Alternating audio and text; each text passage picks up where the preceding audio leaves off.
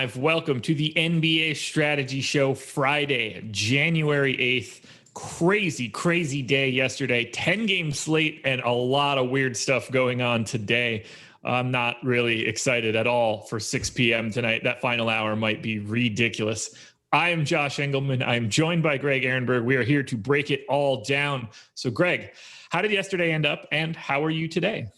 So I'm almost positive yesterday is the worst NBA slate I will ever have in my entire life. It couldn't have gone worse. There was no way it could have gone worse for me. Number one, I had a ton of money invested in the Sixers, which was still a good bet, right? Because there was no Kyrie Irving. The line moved from Sixers -1 to -5 by the time lock happened.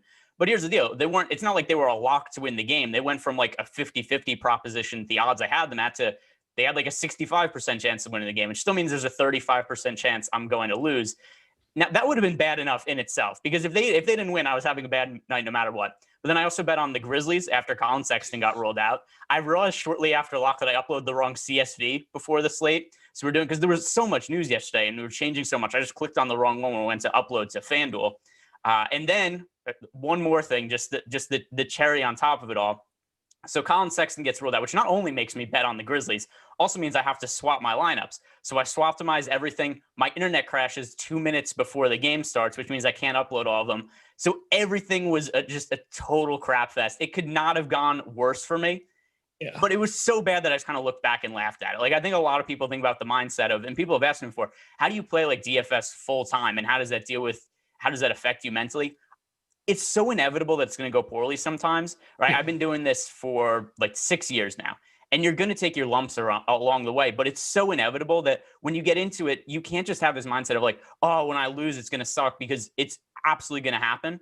And it went so badly for me on so many levels yesterday that I just looked back, I was like, well, that sucked. That's kind of funny. Let's move on to tomorrow. Yeah, I woke up and started scrolling through some box scores. I was like, well, when I open this FanDuel app, there's no chance that this looks good unless one of them broke free. And sure enough, it did not break free. Ben Simmons destroyed me. That game was just absolutely ridiculous.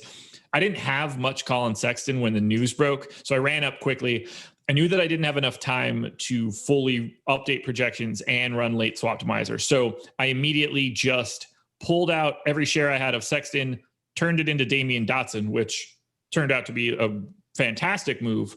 Didn't have nearly enough Chetty at that point either. Not that it was like a huge deal, but I would have liked to have more. And then after that, I went back and like redistributed all of the additional salary that I had in those lineups. I don't know why I'm mentioning it, because it didn't matter at all. It's not like that carried me to victory. Ben Simmons, just absolute utter destruction. It wasn't great. Wasn't great. It was not the best. It was not the best.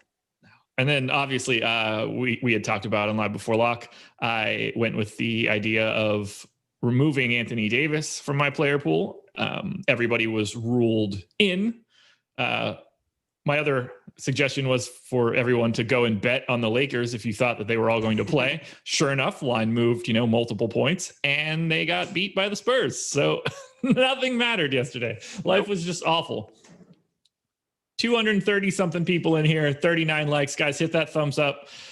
We have 52 minutes to get through 10 games. Are you ready? As ready as I'll ever be.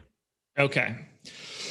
The Phoenix Suns at the Detroit Pistons. Pistons 6.5-point underdogs, 217 total for the Pistons. Best I could tell in this game, everything is kind of normal. The Suns are healthy. The Pistons are healthy. I mean, Killian Hayes is done now, but other than that, I think everything's good. Josh Jackson is probable.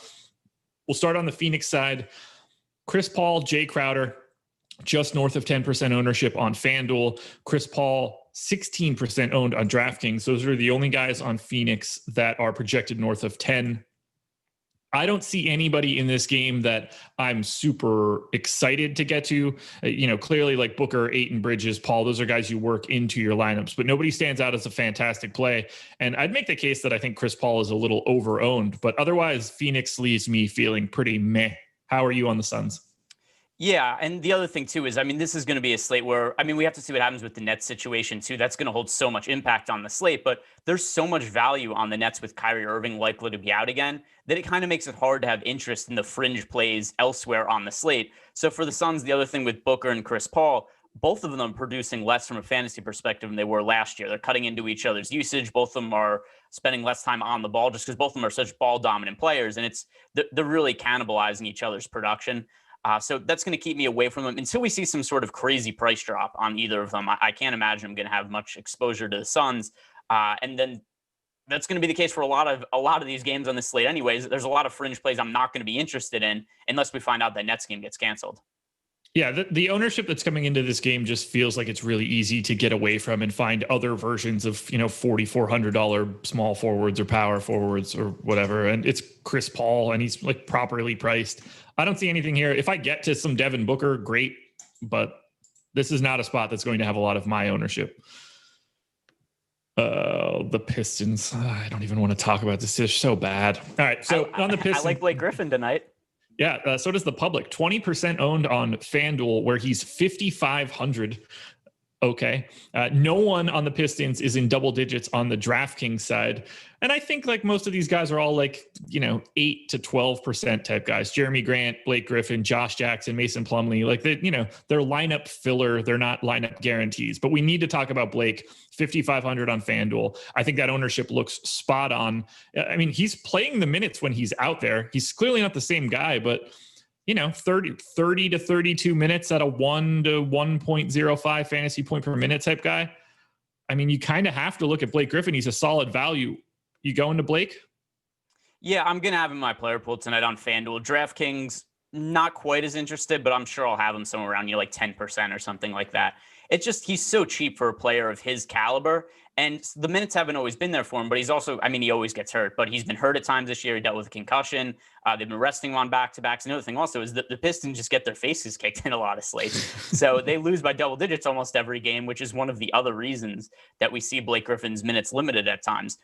That's always going to be something that could happen, but the line in the spot is 7 points. Phoenix is favored by. Detroit is home. So I don't think the most likely outcome is that the Pistons just lose by 20 points.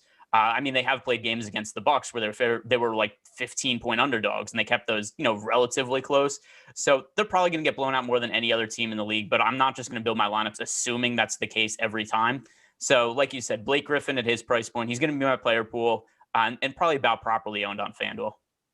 Yeah, the tricky part with FanDuel today at power forward, that little range of salary is kind of loaded with solid plays. Draymond Green is 5,100, Brandon Clark is 5,100, Serge Ibaka 5,300, and then you get Blake at 55. I think all four of those guys look really solid given where their minutes are going. Draymond played 30 his last time out. So when push comes to shove, Suns Pistons does not look like it's going to have a lot of exposure for me. I think Blake is the clear best play on FanDuel.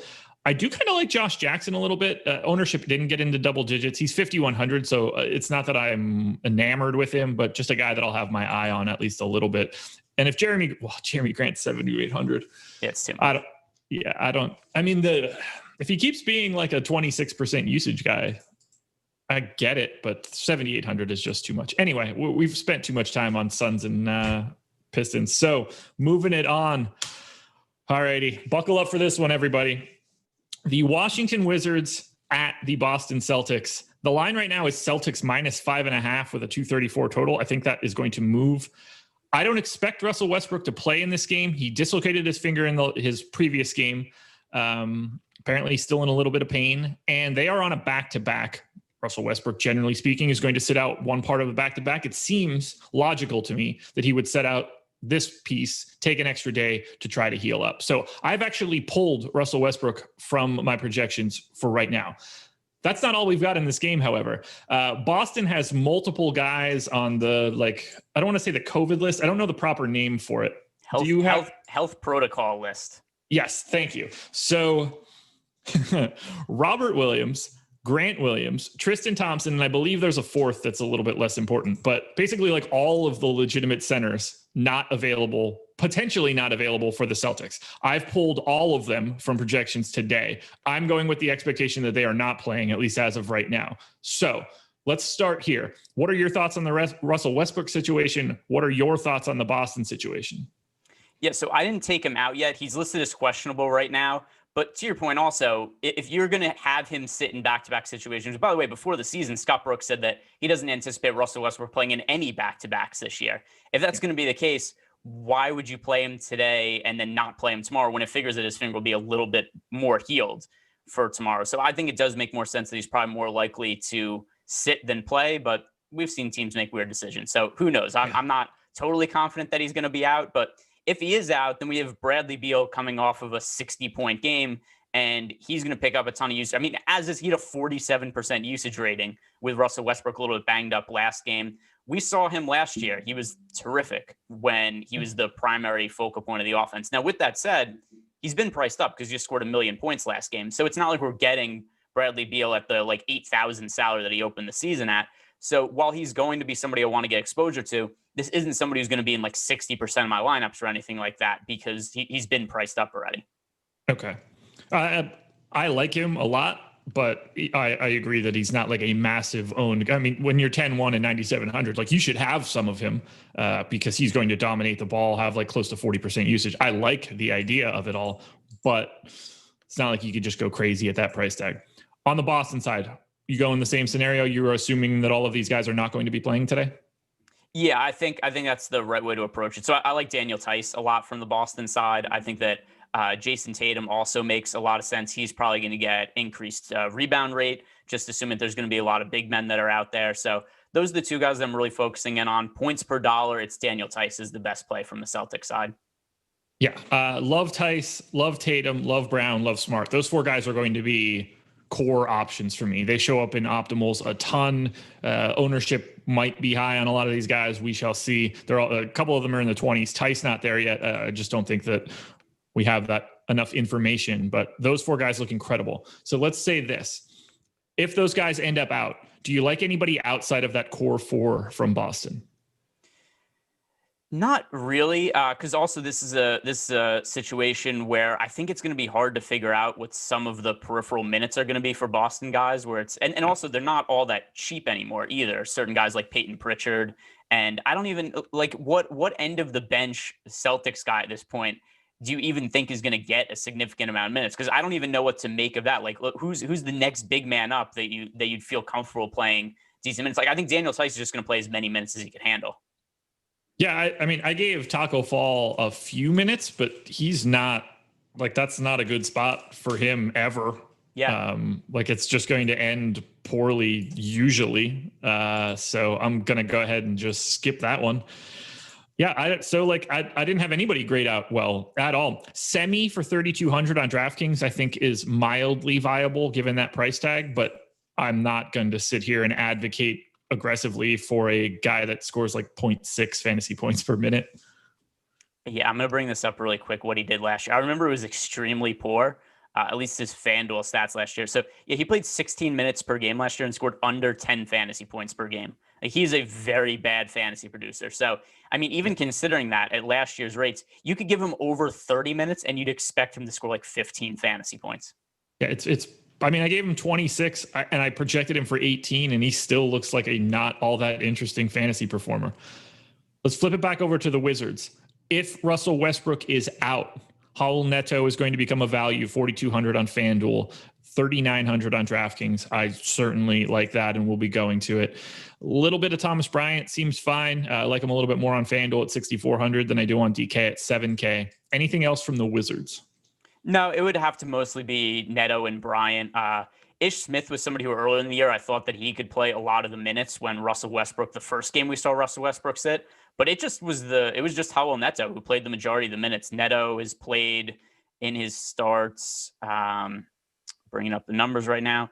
He played 32 minutes in the first start. The second start, he actually only ended up playing 22 minutes, but that was also a game they ended up winning by 21. So I think it's reasonable to think that the minutes from his first game where that was competitive probably makes more sense, where it's something like 32 minutes for Neto and 16 minutes for Ish Smith. I think that's a reasonable split without Russell Westbrook. So that really makes Neto the stronger play there, and Ish Smith somebody who I'm not really considering. I tried to be a little pessimistic too. I gave Neto 28 minutes and he still looked really good. I didn't want it to just be insane while I was taking out Westbrook on even though he's not officially out yet. All right, let's keep this one moving. The Charlotte Hornets at the New Orleans Pelicans. Pelicans 6.5-point favorites, 218 total. Looks like it's business as usual on the Hornets side. For the Pelicans, JJ Redick is questionable. Did not practice yesterday. I took him out. I'm expecting him to not be in, and it's JJ Redick. So it's not a huge deal. Increased minutes for Nickeil Alexander-Walker, firmed up minutes for Josh Hart. Nothing too crazy. I assume that they give some minutes to like Thornwell or Lewis or something along those lines. Let's start on the Charlotte side. The highest owned guy, whether it's FanDuel or DraftKings, is LaMelo Ball on DK, 7% owned. I don't really see anybody that I want to get to with any sort of regularity, but if like Terry Rozier on DraftKings is 1% owned, I like him in larger field GPPs. PJ Washington, I like a little bit in larger field GPPs. How do you feel about the Hornets? Yeah, no real interest here for me in a significant way. If LaMelo Ball starts, which is going to happen eventually, he's been their best player. And generally, the Hornets are getting their asses kicked. And then LaMelo Ball comes in. It's like, oh, they got the game closer again. And then LaMelo Ball comes out and they start getting their asses kicked again. At a certain point, they're going to figure this out. And they're just going to say, we need to start LaMelo Ball and play him more. He's easily been the best rookie in this draft class so far. Basically, it's been the nut high outcome for him. It looks, is that not the right phrasing? Easy best rookie so far? I don't agree with that at all. You don't? Who'd you give it to? Halliburton. No, because Halliburton's playing limited minutes. He doesn't have the same role. He doesn't have the ball in his hands as much. He's also missed games. It's been LaMelo Ball for me. Halliburton's averaging 28 minutes a game. That's more than LaMelo Ball. Yeah, but it's all right. So I'm just going to say he missed 2 games. Yeah, but it's 2 games out of what, 7 or 6? Sure, but he's not playing limited minutes. All right, fair enough. I mean, I'm just going to take the L on that because there's no real counterpoint I can make to that. But when LaMelo Ball, I don't want it to seem like I don't think that he's been good. I think he's been significantly better than I thought he was. But I think Halliburton contributes to winning basketball more than LaMelo Ball right now. Yeah, well, there's no way to contribute to winning basketball when he played for the Charlotte Hornets and some of the guys who are around him. Halliburton's also going to have to play a pretty significant role now that De'Aaron Fox, and we'll talk about later. I assume De'Aaron Fox is going to be out tonight. But anyway, the more important point, I don't like LaMelo Ball in this spot unless he's starting, just because the price has gotten up. I thought that he was a good upside play when he was coming off the bench and was like 5,300 a few games ago. But now that his price has gone up and he still kind of has a role coming off the bench, it's hard for me to trust him. One thing I wanted to point out for this game, and I don't know how much we should read into it, Bismack Biyombo did not close their last game. PJ Washington closed at the 5. I think that's important from a Biyombo minutes perspective. I see him at, around 30 in a lot of places, maybe 28. If he's not closing, he's not playing that many minutes, and PJ Washington should probably be at like 32 or so. I don't know if that's going to be the way that they're looking to do this moving forward. Steven Adams at the 5 for the Pelicans. I don't know if that's a good, like if you want PJ Washington pulling him out, but just something to keep in mind. I don't know. I don't have any other like additional information for it, just that it happened. Washington played a bunch of minutes last year and he was reasonably good. But it's not like he was a guy who was priced at like 6,500 or anything like that. And he was pretty regularly playing like 35 minutes in games last year that Cody Zeller was out. If you look at him down the stretch of last season, he played, so down the stretch, he had games he was playing 35, 32, 33, 36 minutes. So the playing time was there for him, but he was still a guy who was priced in like the mid to high 5K range. So with that in mind, since PJ Washington's price has gone up from the 5,000 price tag and that the Pelicans actually have a legitimately good defense this year, I kind of just view PJ Washington as about fairly priced. Okay. On the Pelicans side, Zion, 20% owned on FanDuel, 11% owned on DK. Brandon Ingram, 18% owned on both sites. I think both of those guys are probably over-owned for this spot. I don't think it's a great fantasy matchup.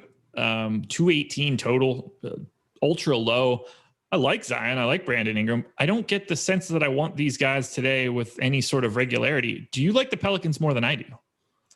So I haven't rostered Brandon Ingram enough this year, just in general. I still have this idea in my mind that he's going to have to lose out some usage to Zion at some point. Maybe I just have to change my train of thought on that because it hasn't happened at this point. I keep saying it's going to happen, and then it just doesn't happen. He's also popular again today, and the price is pretty significant. He is at 8,800 on FanDuel and right around the 8,000 mark on DraftKings. I would still rather play Zion if I'm rostering one of them, especially consider the slightly lower ownership. And I have to think that going forward and towards the end of the season, Zion is going to be the better point per minute fantasy producer and is going to be the higher priced player of the two. It's just been some inconsistencies for Zion so far this year. The 20% ownership on FanDuel, that's a little harder to look at, but at 11% on DraftKings, I like him a lot more at that price point and that ownership.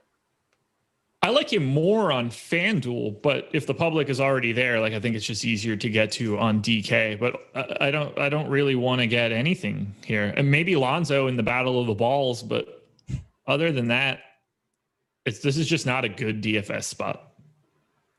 Are they just going to give LaMelo more minutes because he's playing against Lonzo? Is that something that's going to happen? Is that like a dumb narrative that will matter for just a bad team? Depends on if they think that LaMelo is better than Lonzo in a way. Like,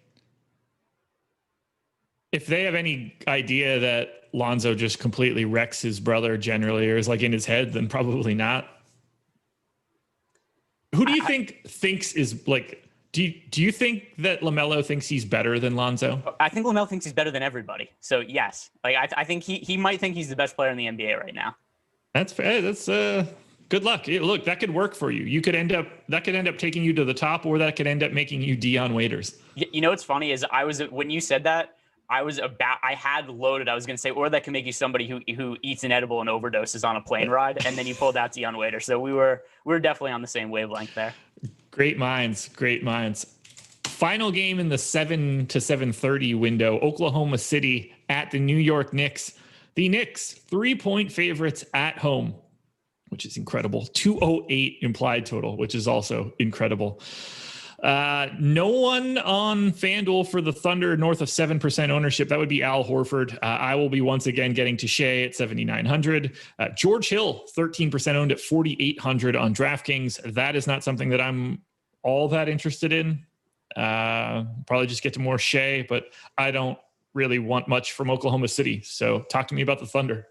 Yeah, it's really hard to like this spot when the total is so low. And the Knicks have been kind of decent so far this year. Their defense has been good. They're a competitive team. It's not like this is some walkover team. Really, the main concern here, though, is the total. As for George Hill, he's picked up ownership on a few slates, and it's hard for me to get behind him. I understand that he's had a few big games this year, but look at his playing time. He's played more than 25 minutes twice the entire season. He's never played over 30. He generally has pretty low usage, and it's just hard for me to expect that he's going to have games like, so one of the games, his biggest fantasy game of the season came against the Hornets. He played 24 minutes. He had a 19% usage rating. He shot 8 of 9 from the field. So it's just whenever I've looked at George Hill's box scores and I see like, oh, he had a big game here, there's always something fluky about it. And the fact that he's not playing very many minutes, he is low usage, and then this is also a low total spot. I don't think this is a good spot to roster George Hill. Yeah, we're exactly on the same page there.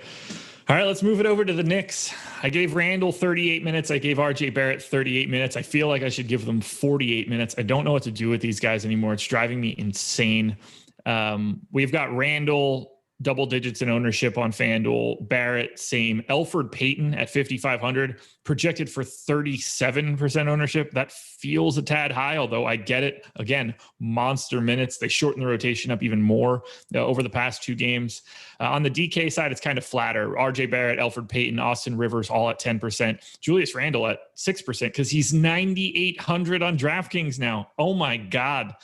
How are you managing the Knicks today? Very different discussion on FanDuel and DraftKings, I think. DraftKings, I think the prices are generally fair to too high. Like it's very hard for me to look at Julius Randle. It's like, I want to roster him at 9,800. I get that he's, playing a ton of minutes and his production is ridiculous right now per minute. I mean, he's the primary facilitator for the Knicks too. Like he has triple doubles, at least one triple double. And it's just the 9,800. Maybe this is just a bias. Even if I had Randall projected for like 50 fantasy points in this spot, I would still look and just be like, all right, there's something wrong. I can't expect Julius Randle to score that many points. And the pace of play is going to be an issue for me here as well. FanDuel is a different story. FanDuel, I think that Randall and Barrett are both good plays. Barrett has just not been priced up enough on FanDuel for number one, just a position that's generally hard to fill at small forward. and the role there. So as poorly as he shot this season, he still had a bunch of good fantasy games. I mean, look at his last handful of games: 33, 27, 26, 34, 53, 26. The floor is very high for him at a 6,500 price tag. He's playing so many minutes that even when he can't make any shots, which literally happens some games, there are games where he goes like 2 of 15 from the field and goes 0 of 8 for 3. He's still scoring like 26 fantasy points in those games just because of the playing time he's getting. So at 6,500, it's hard for me to get away from him on FanDuel. Yeah, he makes a ton of sense for the position. The problem is, I think there's just a lot going on at the point guard spot. Like, I like him at 5,500. Do I like Cole Anthony more at 5K? Probably. Do I like... And you're talking about Elfrid Payton now, right? Yeah. Do I like Marcus Smart better at 5,900 if all those guys are out? Yeah, probably. Do I like Kobe White more at 6,600? Maybe, depending on the ownership, if Elfrid Payton is going to be so heavily owned. And we're not even talking about like if Curry plays at the top at 9,700, where we get the rest of our exposure. But I'm very intrigued by what I want to do with Elfrid Payton. That one's the scariest spot for me if that ownership stays where it is. He's very hard to predict minutes for also, because while we've seen guys like, Randall and Barrett consistently play big minutes, the last 4 games for Elfrid Payton, 23 minutes, 34, 28, 42. So he is not one of the guys who's getting the normal Tibbs bump where he's just playing 40 minutes every night.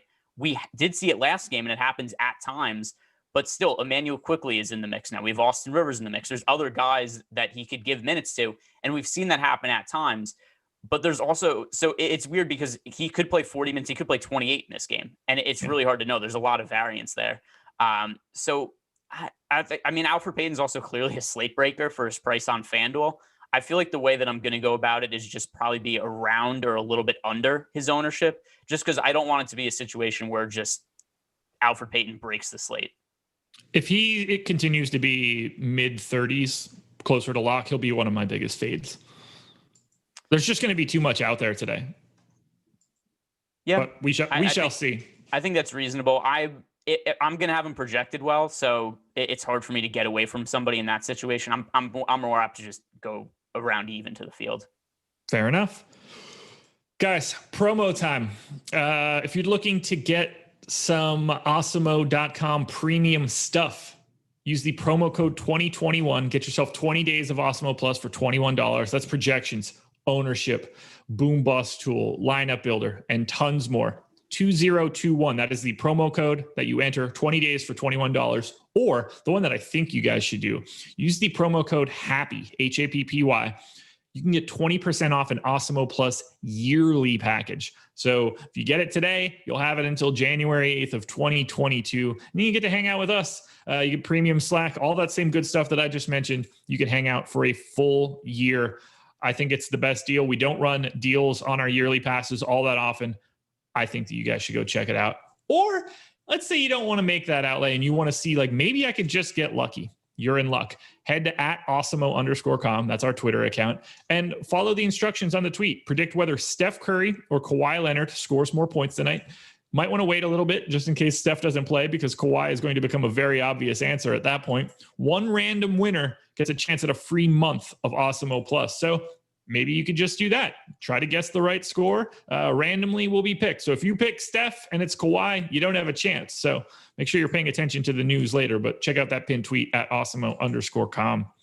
6 more games to go. Next up, the Orlando Magic at the Houston Rockets. Rockets 6-point favorites, 226 total. And the big news in this one, Orlando will be without Markelle Fultz, torn ACL, going to be done for a year. Kind of a bummer, but at the very least, they do have Cole Anthony most likely stepping directly into that point guard spot. Anthony is 5K on FanDuel, 5K on DraftKings, and probably the best value play on the slate as of right now. Do you have anything that you want to add to Cole Anthony today? Yeah, so we also have Michael Carter-Williams is out. Evan Fournier is questionable. So that's something else that makes it to where I was looking at the ownership for Cole Anthony before the slate, and I was kind of thinking in terms of, do I want to be overweight to the field? Do I want to be at the field? Because he's the best value play on the slate. And when I look at some of the injuries that the Magic are dealing with, it's hard to not expect that he just plays a ton of minutes, because this was already a team that was kind of thin in the backcourt. And now they've gotten rid of Markelle Fultz. Not gotten rid of him. He's hurt. Michael Carter-Williams is hurt. Evan Fournier is questionable. Even if he plays, who knows how healthy he's going to be because he's missed a couple of games now. Yeah. So Cole Anthony could just play a ridiculous amount of minutes in this spot. I think it's good chalk. I'm going to be overweight to it. Yeah, very good chalk. A cash game, no-brainer on both sites. I put Evan Fournier in for now just because I didn't want to try to hash that out yet. Otherwise, I would be giving Jordan Bone and some other guys on this team like way more minutes than I should be. But yeah, Cole Anthony, no-brainer value. Vooch picking up some love, though. 17.7% owned on FanDuel, 8,800. Look, I like Vooch. I'm a little surprised to see him picking up that much ownership. Are you interested in Vooch today? So there's two things here. This is going to transition us to the other side of the game also. Christian Wood is questionable to play. If he's out, DeMarcus Cousins, who is fantastic offensively in his last game, he has nothing left on defense at this point in his career. He's torn his Achilles. He's torn his ACL. He moves like he's just stuck in concrete. He is not going to be able to defend Nikola Vucevic in space if he's matched up against him for the majority of the game. So I think that Vucevic at his ownership is probably about a fair play, but I'm going to like him more if Christian Wood's out, and then we just see a lot of DeMarcus Cousins guarding him. Do you think Cousins guards Vooch in this scenario? I mean, if Christian Wood is out, I don't know who else would, unless they're just going to go with like PJ Tucker at center or something like that. That would be my assumption. Well, not even necessarily PJ Tucker at center, but you hide Cousins on whatever other garbage is out there, Kem Birch or something along those lines. I mean, he's guarding Aaron Gordon in his starting lineup. If that's the case, that's going even worse. Yeah. I understand the Vooch love. He's the most expensive center on FanDuel today. That's also, though, it's kind of relative because he's still in the 8,800. So I think there's a case to be made that even though he's the most expensive center on FanDuel, he's still not expensive enough. He closed last year priced at 9,000. The reason he's the most expensive is just because we don't have the other normal, stud big men on the slate. There's no Embiid tonight. There's no Jokic. So, I mean, that's the real reason why he's the most expensive. If Fournier is out, keep your eye on Dwayne Bacon, 3,900 on DraftKings, 3,900 on FanDuel, but on DraftKings in particular, that's another like sub 4K option you can get to. Like Terrence Ross and Aaron Gordon will look a little bit better. Again, I have Fournier in, so I don't have much interest in Orlando outside of Cole Anthony. Vooch would be the guy, but it looks like the ownership is just already there, so I don't have like a hot take for it. That makes sense. On the Houston side, the highest owned guy on FanDuel right now is John Wall at 3.5%. He is 7% on DraftKings. That is also the high. I would like to roster some Houston. Not that I think that they're fantastic plays, but if they are fully unowned against an Orlando team that is in utter shambles, like I feel like James Harden is just going to cook these dudes. Am I crazy here? Like, should they be getting more? Should there be more eyes on Houston just given this matchup? Here's the issue with James Harden, though. So let's talk about in the situation where Christian Wood is out and DeMarcus Cousins starts. You then have a starting lineup with John Wall, James Harden, DeMarcus Cousins. The usage is just ridiculous between those three guys. So if we look at what's happened with James Harden the last two games, his usage rating is 28% and 22%. We never see Harden with that low of usage, but the issue is there's just only one ball to go around, and now he's playing with all these really high usage guys. This is going to crush his production, and if you look at him on FanDuel, he's 11,400, so he's still really expensive. His price hasn't gone down at all for this situation. On DraftKings, he is at,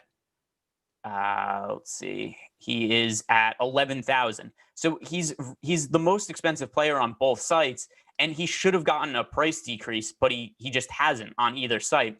So that's the issue I have. I'm not going to have him projected well per dollar at all. And I have to project him even weaker if Christian Wood is out and DeMarcus Cousins starts, just because that's another really high usage guy that he has to compete with for shots.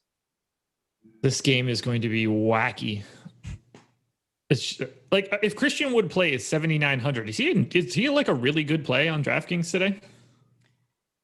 So on DraftKings, I wouldn't say really good play, but I say that he's viable. I'm also a little concerned with him coming back from injury and Cousins playing relatively well offensively last game. Are they just going to give Christian Wood 36 minutes, or coming back from injury, they're just going to split his minutes with DeMarcus Cousins? That's a concern for me also. I hope that he's just out and then we could roster DeMarcus Cousins. Again, DeMarcus Cousins is ridiculously cheap. Yeah, 5,100 on DraftKings, 5,300 on FanDuel will definitely become a value option if Wood gets ruled out. Look, I'm going to have shares of Harden and Wall, Wood if he's in, Cousins if he's not, just because this Orlando team is not set up to capably worry about the Rockets. I don't know where it's going to go yet, whether it's Harden or Wall, but I think I have to get there at least a little bit if these guys are unowned. Ooh, yeah, Orlando. I mean, I could see the reason for just look at the ownership, but it's for me just the usage distribution is too big of an issue, and that the prices haven't gone down. So the big thing for me is that I don't know if the prices are going to matter all that much if we have so much value. I might be happy to unlock 10% of James Harden on FanDuel if he's 3% owned, and like it's not a chore for me to get there because there's 25 guys that are 5K or less. That'll be the key piece for me. And then we get to Brooklyn, the Brooklyn Nets at the Memphis Grizzlies. Kyrie Irving going to be sitting this one out again because I guess he just doesn't want to play per sources, which by the way is Scoop B on Twitter, which he's gotten zero. His name might be Scoop, but he's gotten zero scoops right in the 6 years of things that I've seen gotten like retweeted on my timeline from him. He's never gotten a single story right. So I don't take him seriously at all. It's not that I take him seriously, but like, I don't understand how there's not actual information about Kyrie Irving missing both of these games for reasons that don't seem to exist. Certainly not injury or COVID.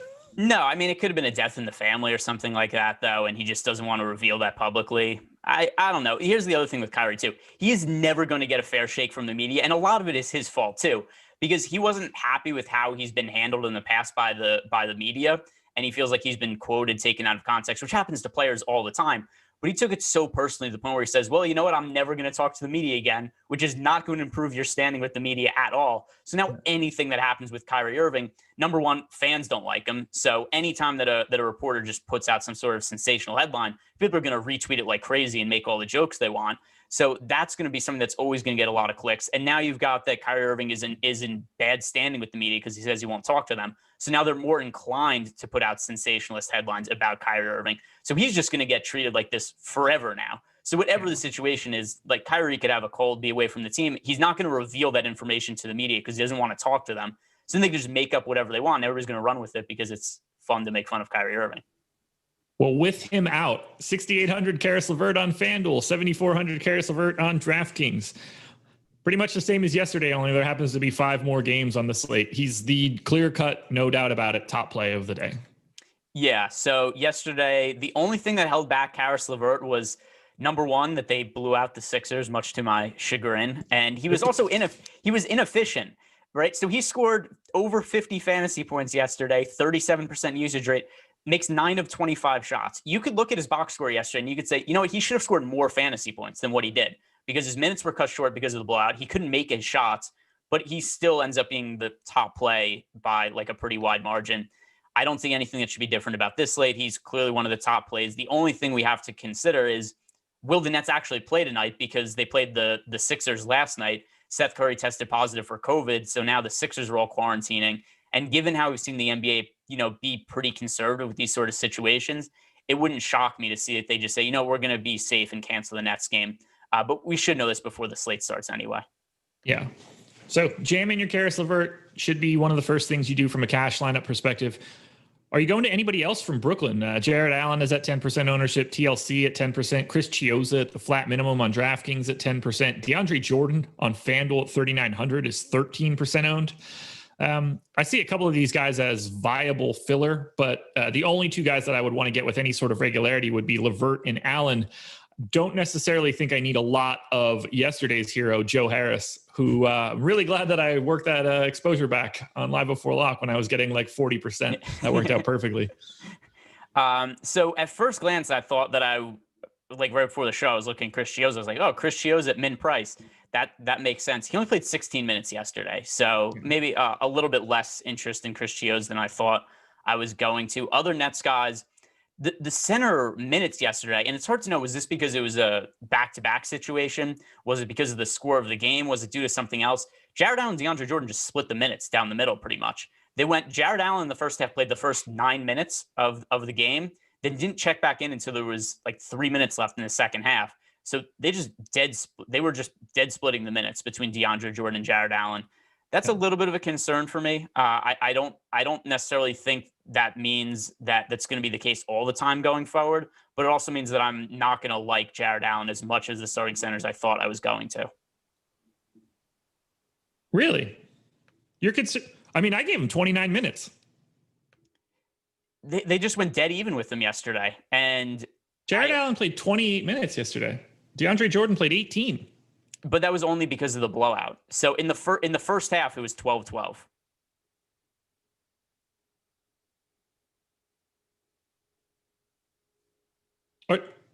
Yeah, and then he played 10 minutes to start the third quarter, like a normal rotation, and then missed the final 2 minutes because of the blowout. I mean, he was on pace to play 30 minutes. Yeah, I still think, though, that given how the minutes broke out, like I thought Jared Allen was going to play like 35 minutes or something like that yesterday. So I don't feel as comfortable about his minutes as I did before yesterday's slate. And also his price has gone up a little bit, and it's a back-to-back. Sure. And look, this is another spot where having a physical center is a little bit more appealing. So I could see DeAndre Jordan picking up at least a little bit of love. Joval kind of cut from the same mold as Embiid, a bigger body. Jared Allen, a little bit more of a wisp. So keep your eye on it at the very least. On the Memphis side, do we start with DeAnthony Melton chalk on DraftKings? 3,400, 23% owned. I just assume that comes down. Yeah. So, I mean, like DeAnthony Melton, just if you were just to look at his price point, I'd be like, yeah, DeAnthony Melton's fine. But then you consider the ownership. Like, I think it's reasonable to think DeAnthony Melton probably scores somewhere around 20 fantasy points tonight. Yep. But considering that it's not like we expect that DeAnthony Melton's going to play like 25 minutes or 30 minutes or anything like that. He's going to play probably low 20s minutes unless there's a foul trouble situation or something changes. So, Ja Morant is out, but it's not any different of a situation that it was yesterday. And, Melton's fine, scores about a fantasy point per minute as a player. He played, I think it was 21 minutes yesterday. 21 minutes. So, yeah, points per dollar, I think he's okay. I don't really understand why the ownership is as high as it is, though. Blows my mind. 23% is insane. Unless somebody gets ruled out or something, there's no chance that I'm even going to a share of DeAnthony Melton at that ownership. On FanDuel, we've got Brandon Clark and Joe Val around 14% owned. That's a little high to me, but seems about right. Those are the guys that I'd have my eye on. I don't find Memphis all that interesting. I feel like they're really hard to sift through for their main five guys. Any Grizzlies for you? No, and here's the other thing also. So Kyle Anderson, somebody who did play really well recently, but here's the DeAnthony Melton effect where it does matter. Kyle Anderson isn't playing just all the backup point guard minutes anymore. So when Tyus Jones came off the court, it was Kyle Anderson really running the offense for them before. Now they have DeAnthony Melton to, number one, take some of the minutes away from him, and then number two, to also take away some of the ball handling responsibility. So not quite as big of a role for Kyle Anderson. Also, speaking of weird minutes yesterday, this also could have been because of the back-to-back where, and then to touch on the Jared Allen thing for 1 second, it's not that I think that him and Jordan both played 24 minutes. It's just I thought that Jared Allen was going to play 35 minutes and that Jordan would be much more reduced, and that just wasn't really the case yesterday. But then looking at the Grizzlies minutes yesterday, they just played everybody and gave them all 26 minutes. So that's a nightmare in itself also. Not great. By the way, Carson Edwards, Grant Williams, Robert Williams, Tristan Thompson, all facing a minimum 7-day quarantine, and potentially Joel Embiid as well. So Embiid, not all that important for right now, but it's looking like those Celtics guys are going to end up out. We've got to keep this one moving. Not a ton of time. We do have a couple games that are not going to be all that interesting. So Jazz Bucks are 6-point favorites at home, 230 total. No one from Utah bigger than 8% owned on FanDuel. And I think that is exactly correct. On DraftKings, Mitchell, Gobert, and Conley, all just slightly north of 10%. And I think that's pretty much exactly where they should be. I rarely have a take on Utah. Unless somebody is out of their lineup, it's really hard for me to find value ever for the Jazz. Do you like anything from the Jazz? No, in the interest of saving time, I'm probably not going to roster anybody here, so there's no reason to talk too much about it. 11-2 for Giannis on FanDuel, 10-9 for Giannis on DraftKings. Are you paying up for the Greek Freak today? Yeah, so as everything stands now, he's actually my favorite player on the slate to pay up for. I know that in theory, this matchup should be difficult, but there's a 231.5 point total. So we're expecting this game to be played at a pretty good pace. Talking about some of those high-priced options, we're comparing Giannis to James Harden, and then Russell Westbrook's up there. We assume that he's going to be out. LeBron James and Anthony Davis playing on the tail end of a back-to-back. Steph Curry is questionable. So I compare all of these guys, and at the high end, Giannis is the one that I like the most. Yeah, I'm happy to get there. I do kind of have a lean towards Anthony Davis on FanDuel, but I see them as really comparable. That extra $800 really matters, but I like the idea of going to Giannis. And if they're ever going to play Giannis, 33, 34 minutes, you would expect that to happen in a game against Utah, another quality team. Anybody else from the Bucks that you have interest in? Because Chris Middleton's picking up 20% ownership on FanDuel. Nobody else is in double digits on DraftKings. No, that's too high for Middleton, who's also not even that cheap. And we have other, good plays at although he's Middleton's small forward now, not shooting guard. So that does change it a little bit. But yeah, still the ownership's a little bit too high for me. And the price is 7,400. That's decent. The matchup against the Jazz isn't particularly great. I'd rather get my exposure to Milwaukee through Giannis. Quick plug for the rest of the day. Coming up immediately after this, 11 a.m. NFL strategy show. Laffy, the boss man, Alex Baker, and Steve Buzzard, DeColts, talking about some NFL for this weekend. The NBA Deeper Dive will be on at 4:45 today, 15 minutes early. The boss man back once again. He and Adam will break it all down. And then Spags and T. McBee, Terry McBride, taking you all the way up to 7 o'clock lock. 3 more to go. I think we've got plenty of time to get through this stuff. The Chicago Bulls. Nope. The Los Angeles Clippers at the Golden State Warriors. Clippers are 4.5 point favorites in Golden State, 232 total. Should be full freight of everybody for the Clippers. For the Warriors side, Curry questionable and Damian Lee, I believe, questionable, both with ankle injuries. I've got Curry in for right now. I don't really know what else I could possibly do unless we get that news. The whole Golden State team will be bonkers if Curry gets ruled out. Let's start on the Clippers side where, I don't know, do you want any Paul George or Kawhi Leonard here?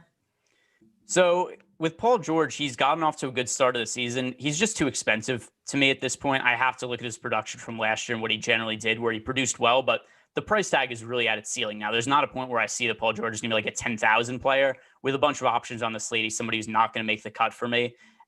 As for Kawhi Leonard, not a whole lot of interest for me on DraftKings, but on FanDuel, where the small forward options are a little bit more limited, I like Kawhi more because when you're comparing him to guys like Brandon Ingram, Jason Tatum, who are in the same price range, that's where I think it makes more sense to get to Kawhi Leonard. Here's a off the beaten path one. Do you have any interest in Pat Beverly at 3,800 on FanDuel? Beverly's minutes up pretty significantly over the past few games. Last game out, Beverly played 30, 32 and a half. The game before that, 27 and a half. The game previous to that, and then 28. So 4 straight games at 27 and a half or more. Does he become a mildly interesting value play to you against Golden State? Yeah, because the price tag is wrong on FanDuel. So if we go back to last year, where we look at what his salary was generally when he was starting and everybody was healthy, he was priced in the high 4,000 to low 5,000 range. So it's just kind of a weird price tag on Patrick Beverly, who's a good player. We know that he's playing around 30 minutes as the starting point guard for the Clippers.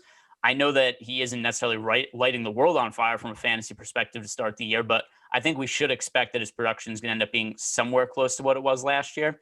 And if you look at some of the games where his minutes were a little bit down, he's gotten into foul trouble a bunch this year. He's had games with 5 fouls, 4 fouls, 4 fouls. So as long as that doesn't happen, which if Steph Curry's not going to play, like who's getting Patrick Beverly in foul trouble?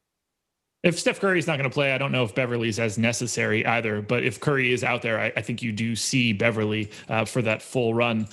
I don't have much to say for Golden State because it's all speculation. This entire thing can get thrown in the garbage. I don't really have much interest in anything from Golden State other than Draymond Green, who I think looks fantastic. 5,100 on FanDuel, 5,100 on DK, and now playing the normal minutes. If you get to Steph, also seems like a really fun time to get Steph coming off of the heater.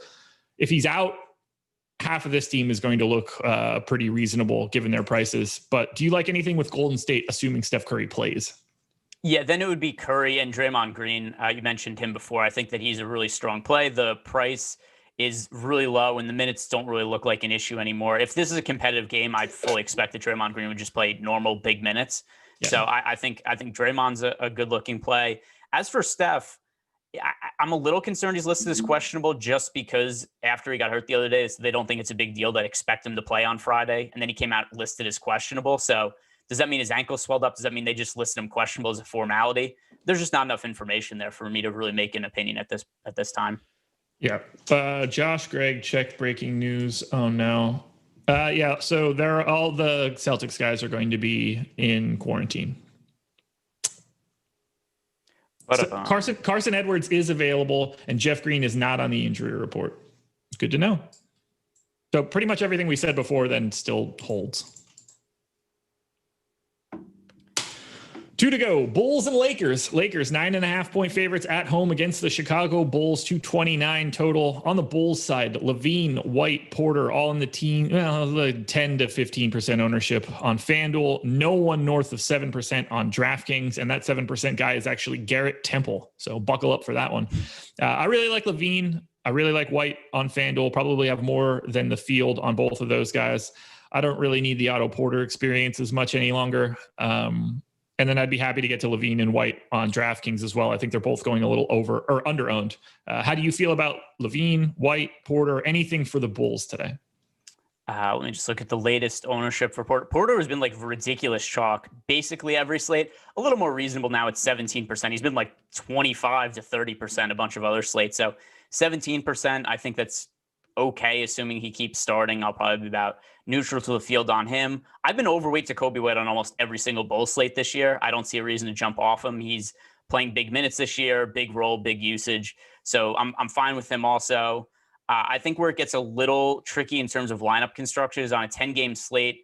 Would I be willing to roster Levine and Kobe White together? And the answer is probably only in a lineup that has Anthony Davis or LeBron James.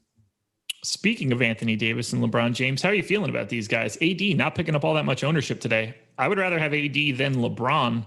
I don't really need that 15% ownership on Dennis Schroeder either, but I would rank it AD, LeBron, and then Schroeder. I don't really have any interest in anything else from the Lakers. I don't really have any interest in any of them. As a whole, I just think the pricing is fair. They have such a deeper team this year, and they have guys. They added Montrezl Harrell, they added Dennis Schroeder. So as a result, they don't have to give Anthony Davis and LeBron James in competitive games. They don't have to play these guys 38 minutes in the regular season. They don't need these guys to pick up massive amounts of usage ratings because there's other guys who are also capable of scoring on the roster. So as a result, we've just seen a bunch of games where Anthony Davis and LeBron James score right around 50 fantasy points, where it's like, oh, fine. He didn't kill me because I played him, but I didn't win a GPP because I played him either. So for the most part, I don't think any of them are like specifically great plays. All righty. Any final thoughts for Bulls Lakers? Nope.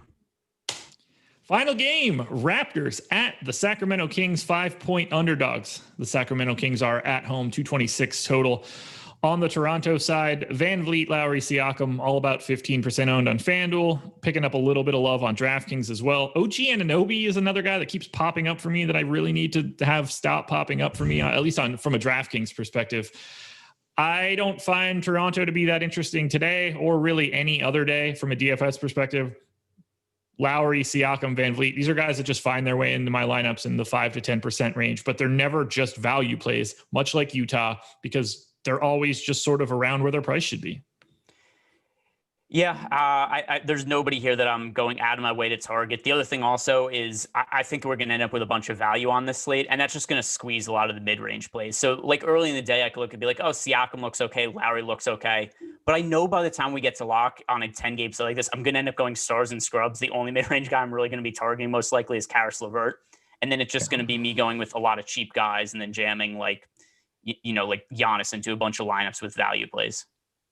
Sacramento, on the other hand, De'Aaron Fox, questionable. Rashawn Holmes, questionable. You made the assumption earlier that De'Aaron Fox is not going to be playing. I did leave him in for right now. I don't really have a read on the situation.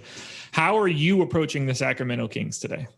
Yeah, so I mean, hamstring injuries, they could linger. So unless this is just a total nothing, if he had just cramps last game or something insignificant like that. How often do we see somebody pull a hamstring and then just come back to play the next game? Mm-hmm. And it's also something where if you bring him back too soon, you could end up re-injuring it. Last year, Mike Conley hurt his hamstring, sat out for 2 months, came back, hurt it the first game he came back. So I don't think it's all that likely that De'Aaron Fox plays. Assuming that's the case, Halliburton is going to be one of my most rostered players. Yeah, if Fox ends up in, I'm not really all that interested in anything coming out of Sacramento. If he's out, going to love Halliburton. I think that might be the final opportunity for Buddy Hield to get a usage bump. His usage has been down like crazy this season. If Fox ends up off, it's possible we see Buddy Hield like get himself going. I'll probably end up with some Corey Joseph at that point, which is really unfortunate. And if Holmes ends up out, get ready because it might be a Hassan Whiteside day, which should just be a regular old blast. They shouldn't do that. They should go to just more Bagley at the 5 and Nemanja Bjelica, but I assume that Whiteside will get some run. Yeah, not that I think that Marvin Bagley III is any good. Marvin Bagley II, his father has also been very upset about his role on Twitter. He's been tweeting at the Kings asking for a trade. But yeah, it's if Holmes is out, I think then we have to consider Bagley, which I'm not really all that thrilled about because rostering Marvin Bagley has never gone well for me this season. Any final thoughts on this slate? No, I just that there's going to end up being a lot of value. That's always the case for 10-game slates. So keep up on the news. Follow our friend, the news god, El Negro Loco _ DFS on Twitter because he's the best follow for all of that on Twitter. Fantastic plug there. Guys, thank you for joining us. That is the end of the strategy show. Keep your eyes peeled. NFL strategy kicking off the moment we are done. Not the same link. It's not like that, but keep your eyes peeled for it. Good luck tonight. Keep an eye out for the deeper dive live before lock. And we'll be back. I don't know. We have Saturday content tomorrow morning for NBA stuff. Later, everybody. Bye.